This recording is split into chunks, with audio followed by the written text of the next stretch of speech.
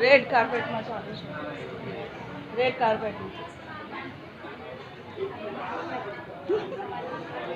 હજી વેઇટિંગમાં બેઠા છે તૈયાર થઈને. મજામાં તમે આવી મેં જોયા હતા તમને. આ છે ગુજરાત સાહિત્ય. હવે હું એન્ટર થાઉં છું. Bye bye.